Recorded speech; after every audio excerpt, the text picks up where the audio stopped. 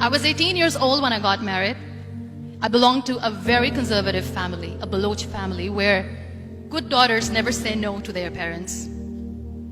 My father wanted me to get married, and all I said was, if that makes you happy, I'll say yes.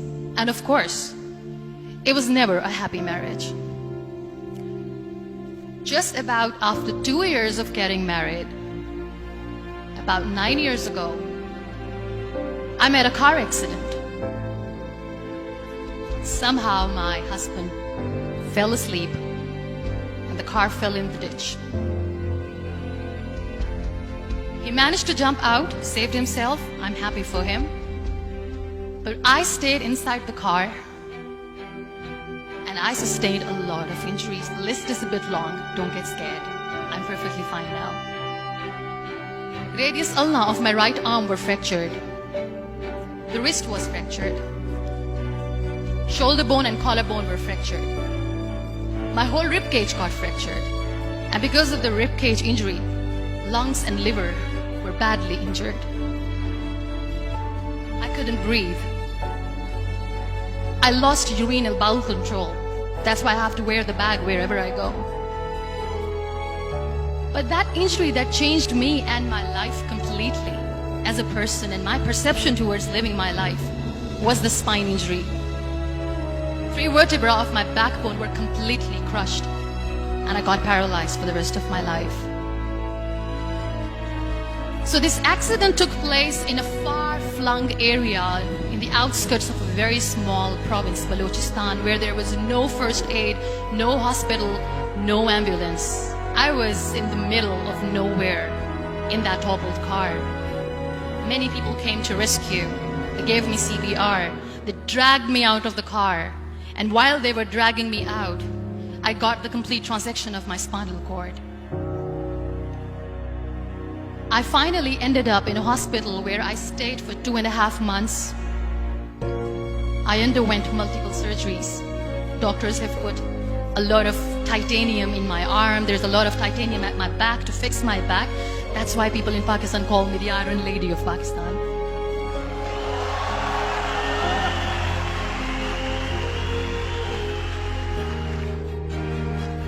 Those 2.5 months in the hospital were dreadful. I will not make up stories just to inspire you. I was at the verge of despair. One day, doctor came to me and he said, well, I heard that you wanted to be an artist, but you ended up being a housewife. I have a bad news for you. You won't be able to paint again because your wrist and your arm are so deformed, you won't be able to hold a pen again. And I stayed quiet. Next day, doctor came to me and said, your spine injury is so bad, you won't be able to walk again.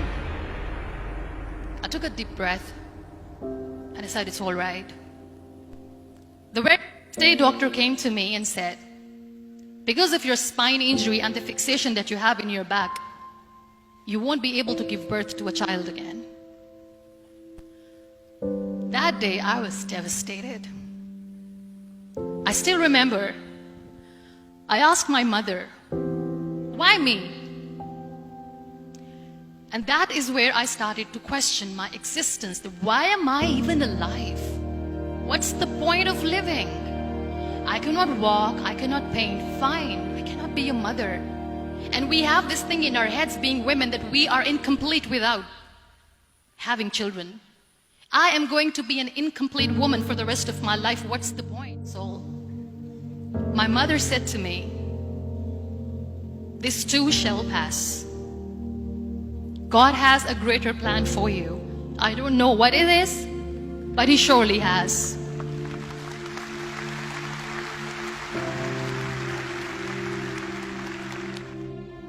So what kept me going was, one day I asked my brothers, I know I have a deformed hand, but I'm tired of looking at these white walls in the hospital and wearing these white scrubs.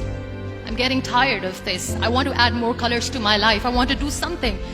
Bring me some colors, bring me some small canvas. I want to paint. So the very first painting I made was on my deathbed, where I painted for the very first time.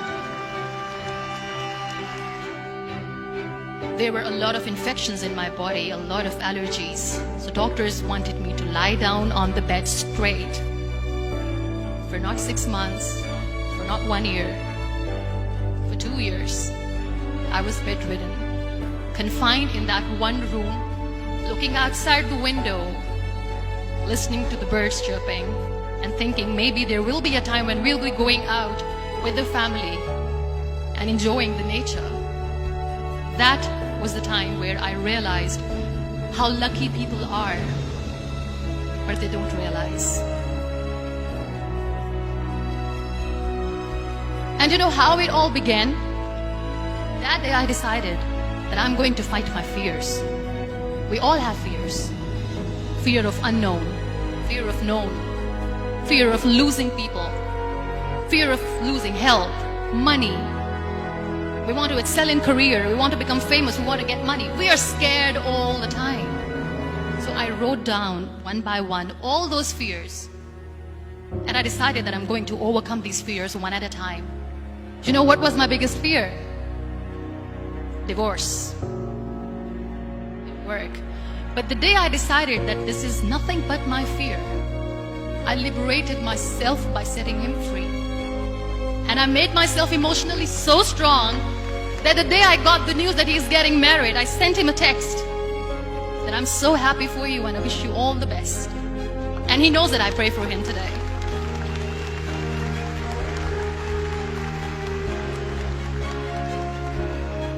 My biggest fear, number 2, was I won't be able to be a mother again.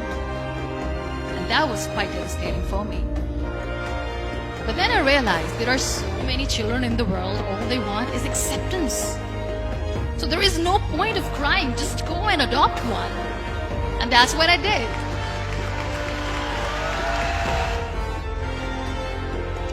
So when you accept yourself the way you are, the world recognizes you.